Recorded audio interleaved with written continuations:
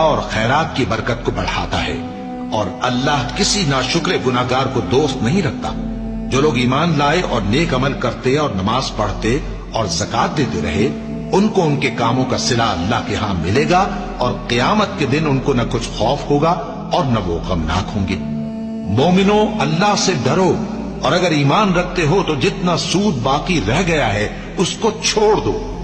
پھر اگر ایسا نہ کرو گے تو تم اللہ اور اس کے رسول کی طرف سے اعلان جنگ سن لو، اور اگر توبہ کر لو گے اور سود چھوڑ دو گے تو تم کو اپنی اصل رقم لینے کا حق ہے، جس میں نہ اوروں کا نقصان اور نہ تمہارا نقصان۔